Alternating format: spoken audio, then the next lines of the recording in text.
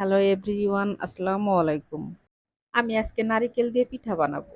নারিকেল দিয়ে পিঠা বানানোর জন্য একটা বলের মধ্যে আমি দিয়ে দিব ১ কাপের মতো নারিকেল আর দিয়ে দিব ১ কাপের মতো চিনি। চিনি যার, যার পছন্দ মতন। অনেকে আছে যে মিষ্টি বেশি পছন্দ করেন, আবার অনেকে আছে যে মিষ্টি কম পছন্দ করেন। সেই অনুযায়ী চিনি দিয়ে দিবেন। চিনি দেওয়ার পরে আমি দিয়ে দিব সামান্য একটু লবণ। লবণ দেওয়ার পরে দিয়ে দিব সামান্য একটু বেকিং পাউডার। বেকিং পাউডার দেওয়ার কিন্তু অবশ্যই চেষ্টা করবেন। আর হাতের কাছে যদি না থাকে সেক্ষেত্রে না দিলেও কিন্তু হবে। পুরানো নারকেল আমি চিনির সাথে খুব ভালো করে মিশিয়ে নিয়েছি। নারকেলের সাথে চিনি খুব ভালো করে মিশালে কয়েক মিনিটের মতো মিশালে দেখবেন যে চিনি থেকে পানি বের হয়ে আসবে। চিনি থেকে যখন পানি বের হয়ে আসছে তখন আমি দিয়ে দিয়েছি ১ কাপের মতো ময়দা। এখানে কিন্তু কোনো রকম চাউলের গুঁড়া দেওয়া যাবে না।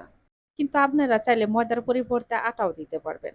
আটা দিয়েও কিন্তু এইভাবে পিঠা তৈরি করা যাবে।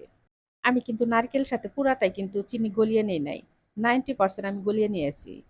ময়দার মধ্যে কিন্তু আমি কোনো রকম পানি দেই নাই। চিনির মধ্যে যে পানিগুলা উঠবে তো ওই পানি দিয়েই দেখবেন যে ময়দার ডোটা তৈরি হয়ে যাবে।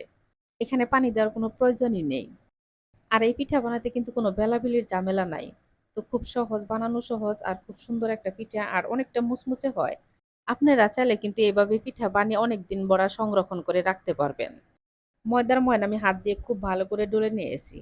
ডলে তারপরে এরকম করে ছোট, ছোট করে ময়দার লিচি কেটে নিয়ে তারপরে আমি গোল করে নেব। গোল করে নিয়ে তারপরে পিঠার ডিজাইনটা উঠাবো। পিঠার ডিজাইনটা আসলে আপনাদের পছন্দ মতো উঠাতে পারেন। আমার কাছে এরকম একটু ভালো লাগলো তার জন্য আমি এরকম করেই ডিজাইনটা তুলে নিলাম। আমি ১ম এ এরকম করে ছোট, ছোট করে গোল করে নিয়েছি। তারপরে একটা চামচ দিয়ে তারপরে কানিগুলো একটু চাপ দিয়ে এরকম করে ডিজাইনটা উঠিয়ে নেব। হাতের কাছে জিনিস দিয়ে কিন্তু অনেক সুন্দর, সুন্দর করে ডিজাইন তোলা যায়। তো আমি এরকম করে ডিজাইনটা তুলে নিয়ে তারপরে একটা টুথপিক দিয়ে মধ্যে গোল করে নিব।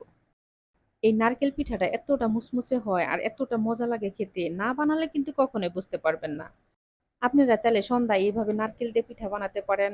আবার কেউ যদি বাসায় আসে তাহলে তাদের ১০ মিনিট বসিয়ে রেখে এরকম করে সুন্দর করে নাস্তা তৈরি করে ফেলতে পারবেন। খুব সহজ একটা পিঠা আর বানাতেও সময় কম লাগে। আর খেতে তো কথাই নেই। আমার মতন করে ১ম এ আগে এরকম করে পিঠা তৈরি করবেন।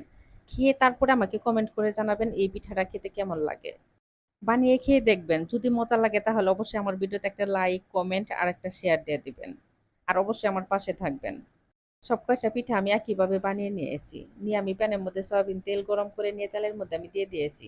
আর এই নারকেল পিঠাটা যখন ভাজবেন তখন কিন্তু অবশ্যই চুলার জাল কমিয়ে দিয়ে তারপরে ভাজবেন। বাড়িয়ে দিয়ে কিন্তু ভাজা যাবে না। ময়দার পিঠা তার জন্য অনেক তাড়াতাড়ি হয়ে যায়। চুলার জাল কমিয়ে দিয়ে ভাজলেও দেখবেন যে খুব তাড়াতাড়ি এই পিঠাটা হয়ে যাবে।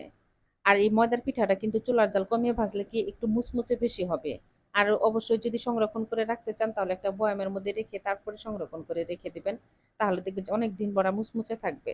নারকেল পিঠা ভাজতে, ভাজতে দেখেন কত সুন্দর একটা কালার আসছে। পিঠাটা এত সুন্দর ফুলে গেছে যে পিঠার যে ডিজাইন উঠাইছিলাম পুরাটাই ঢেকে গেছে। পিঠা ভাজা আমার হয়ে গেছে, সবকটা উঠিয়ে নিব। সবাই ভালো থাকবেন। আল্লাহ হাফেজ।